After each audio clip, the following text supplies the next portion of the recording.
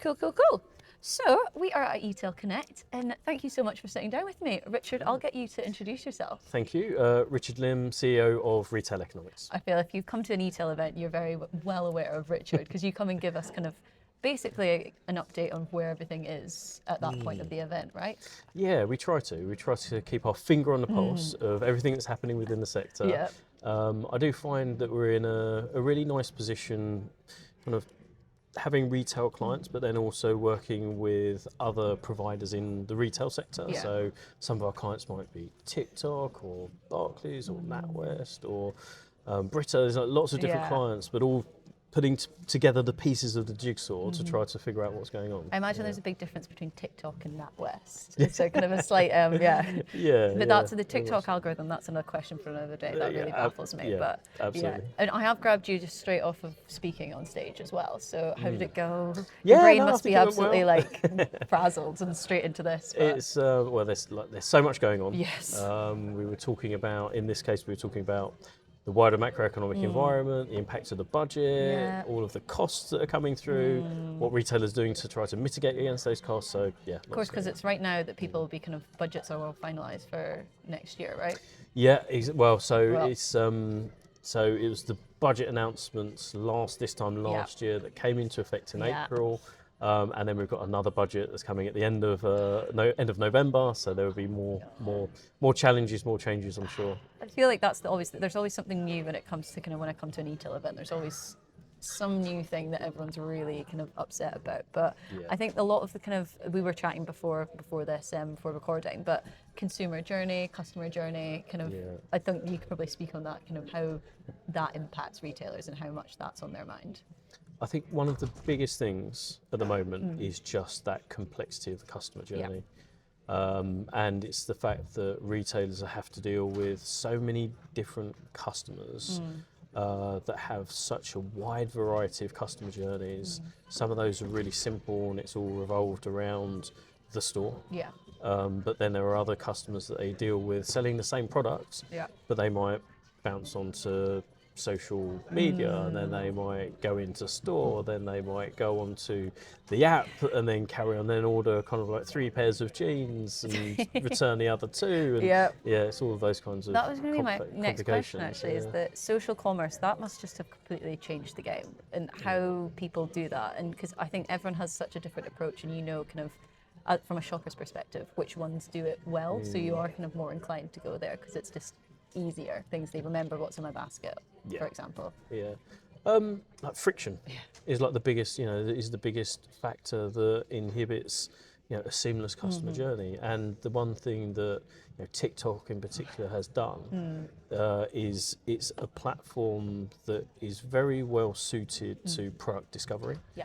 Short form content, even longer form content, but it's a platform that allows discovery really Yeah. easily, and then integrating TikTok Shop within that, where you can pretty much buy something within 3 clicks So clever. and get it sent to Yeah. your home, is amazing. And we've just seen this environment where social commerce has exploded. So it's worth £7.5 billion Yeah. today. We expect it to more than double in kind of like next 4 or 5 years. It's worth about 5% of total online sales. Today, that's probably going to grow to 10% within the next 4 or 5 years. So we see enormous potential there.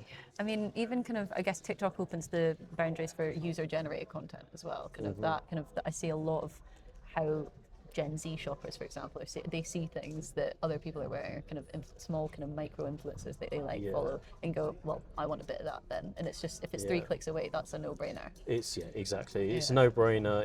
It's a different form of discovery. It's easy to purchase, and it's just where all of the eyeballs are.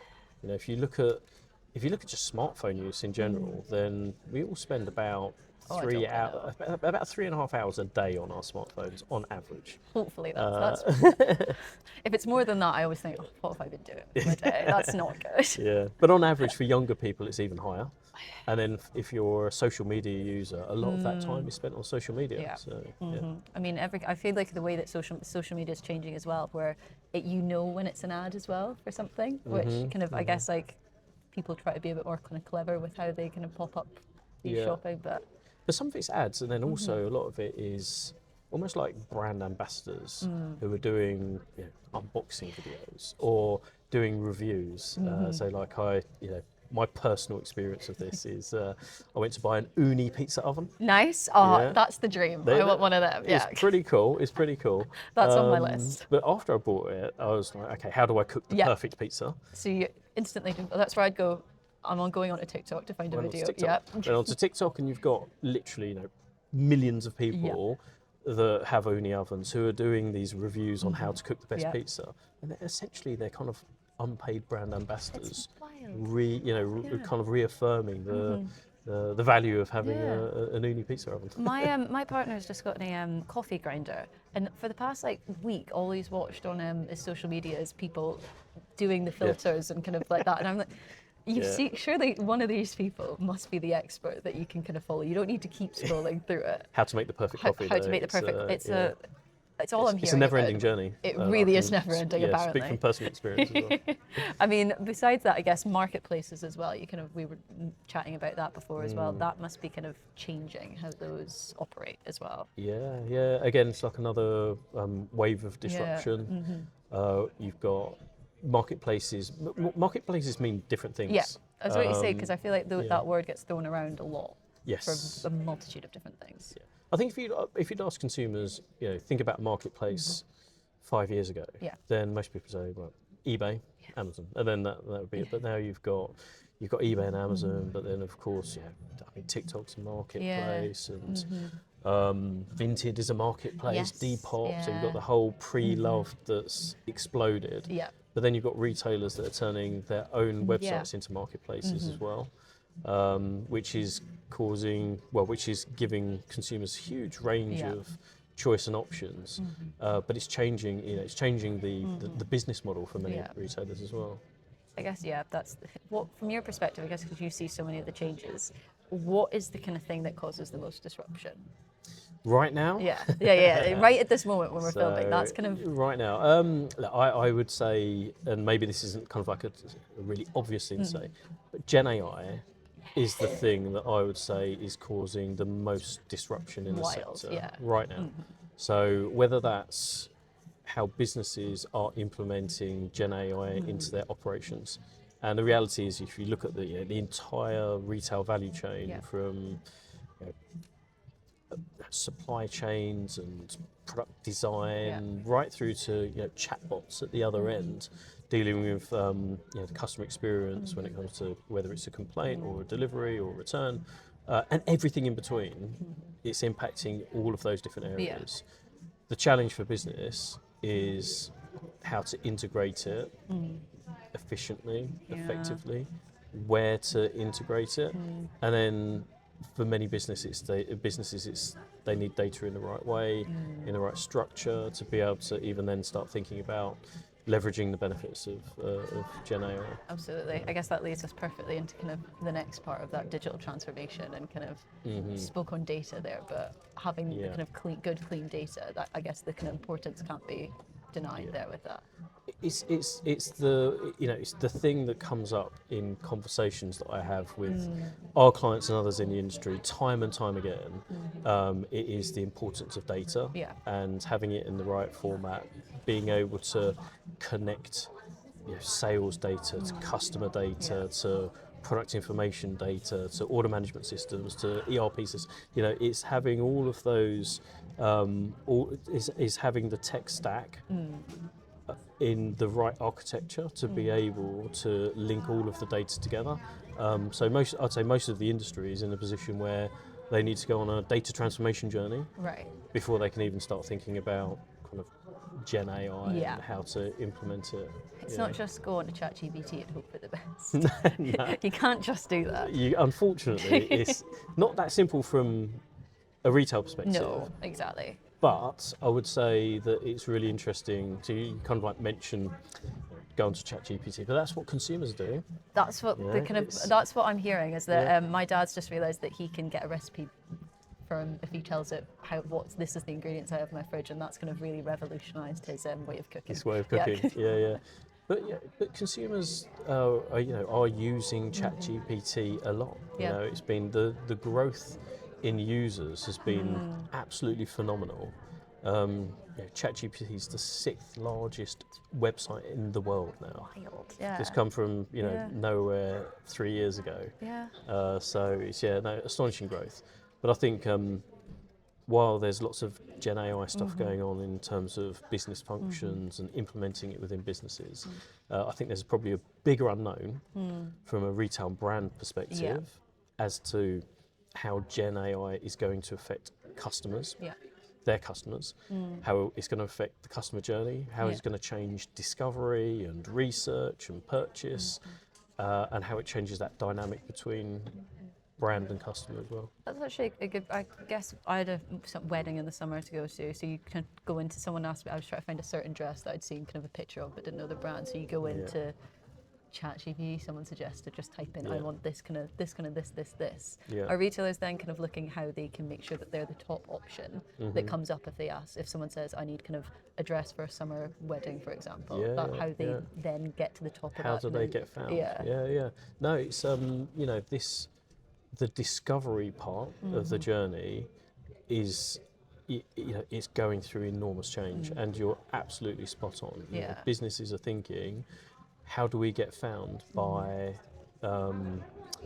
AI algorithms? How do we get found by robots as well as humans?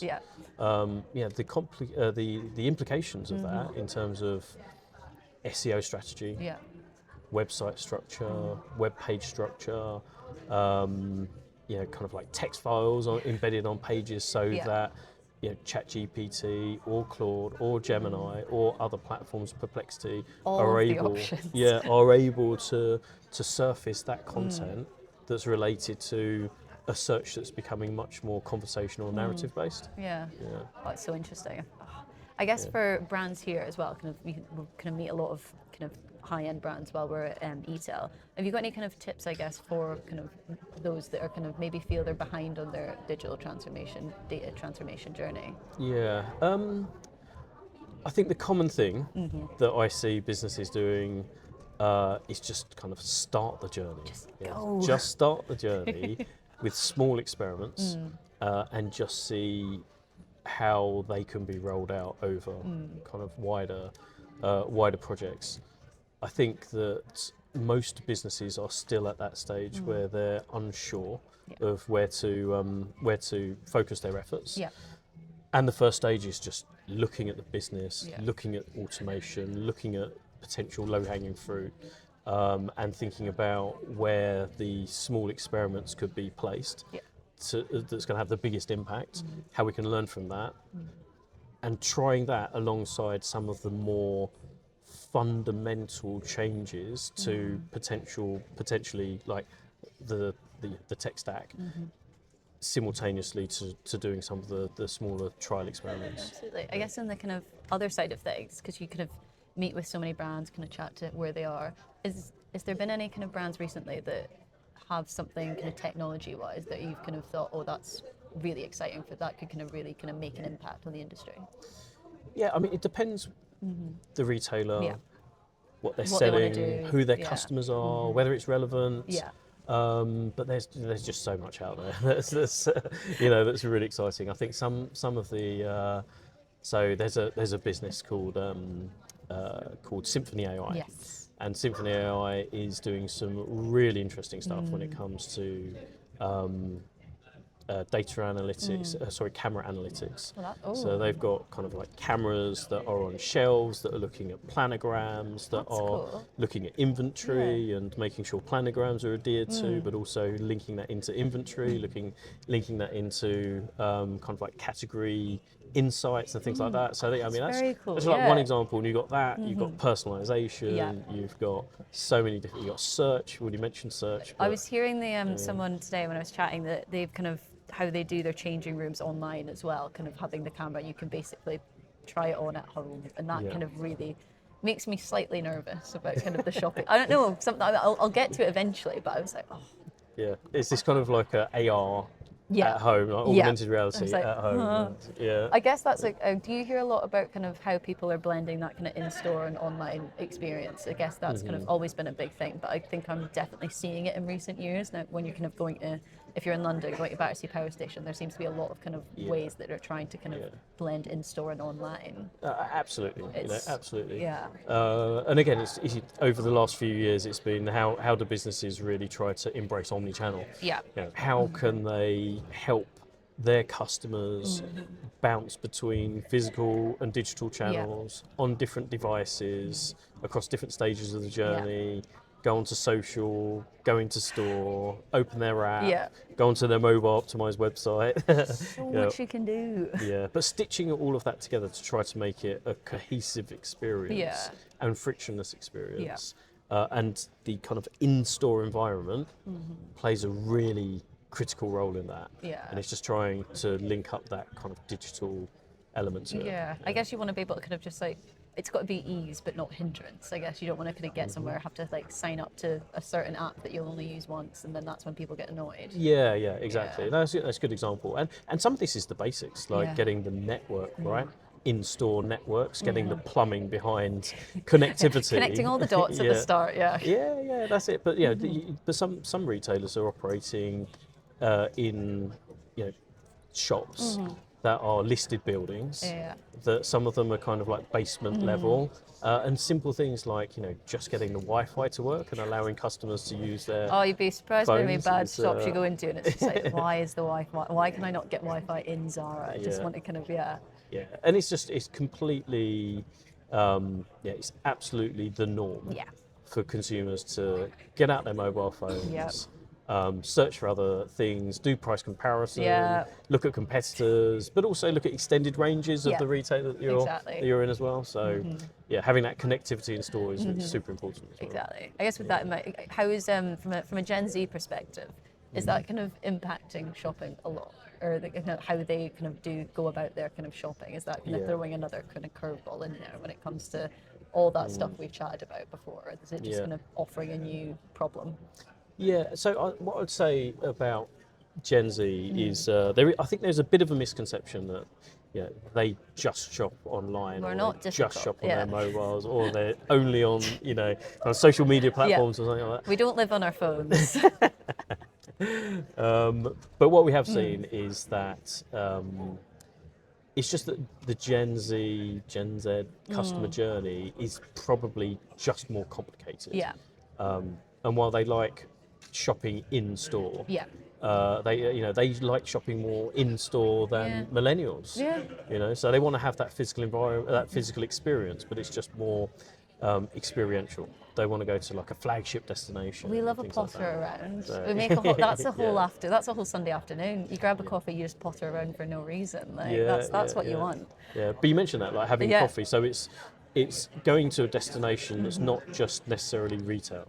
It's hospitality, it's leisure, it's everything combined in that kind of overall physical environment, but still having kind of digital technology underpin the physical experience as well. How many? I was going to ask as well, Richard. How many e-tails have you been to this year? Quite a few, I imagine. I think this is my third or fourth. Okay, that's maybe? pretty good going then. Third. Might be more e-tails than I've been to. Third e-tail. You did retail IT.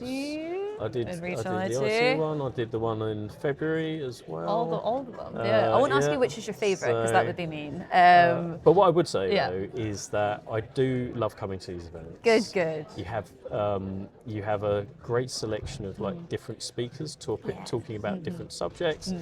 So I get so much from learning from other people in the industry, and it's just a great networking opportunity. I'm glad. Any more for the end of the year, or is this you kind of e-tailed out by? I think this is the last one this year. Nice. I think. But I've already been asked to kind of come back in February again.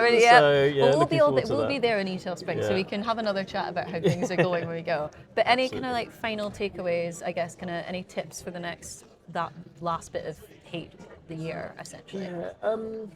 I think there's just so much going on. I think that's the main thing. Well. So much going on, and all of this is against a backdrop of probably a tougher economic environment as well. So GDP at 1% growth, retail sales volumes bobbling around 1%. Consumer confidence is quite soft. We've got a budget at the end of November, which Yeah. is exactly the wrong time for the retail sector. You know, Brilliant. so those kind of anxieties for consumers thinking about what's going Yeah. to be announced in the budget, and then in the golden quarter is not helpful in the slightest. But it's kind of like mixing that kind of tougher consumer environment, what it means for your business, how you're going to lead with a value proposition in many cases, but doing all of that while just continuing that Yeah. digital investment and keeping digital as the backbone as well. Fabulous. Well, we can check in on it in spring then and see how things have changed since then. Brilliant, But thank yeah. you so much, Richard. Thank you Perfect. very much. Lovely stuff.